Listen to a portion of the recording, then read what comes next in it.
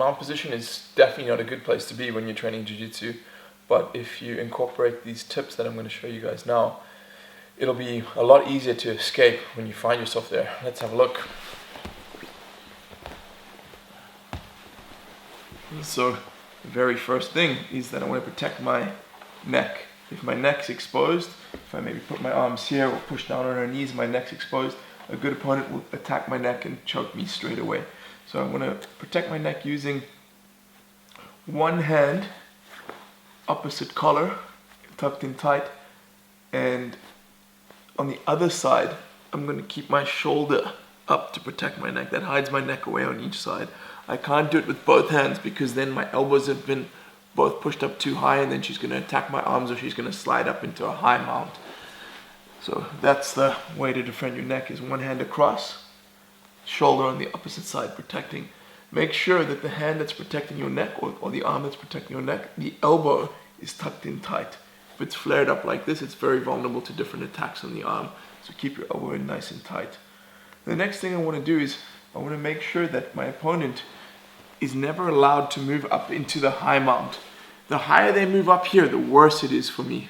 The more they're sitting on my chest, the worse it is. So I want to make sure that if they get to that high mount position, if they manage to get there, as quickly as possible, I want to work them back down so that they're over my hips.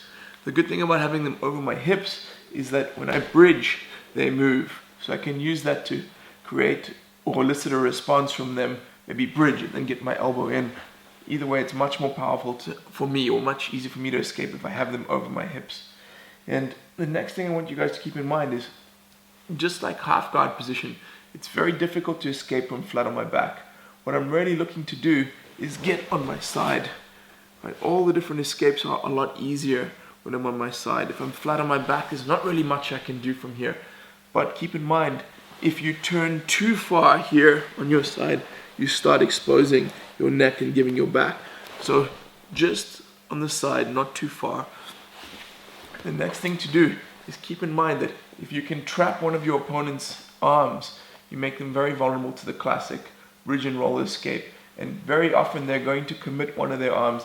If there's nothing you can do, let's say your opponent has you in mount and you cannot escape, you cannot get your elbow in, they're not giving you anything, just wait a little bit, because sooner or later they're going to have to commit a hand either to attack your neck or to attack your arm with the arm lock. And when that happens, you can trap their arm and you're very likely to be able to bridge and roll them off from there.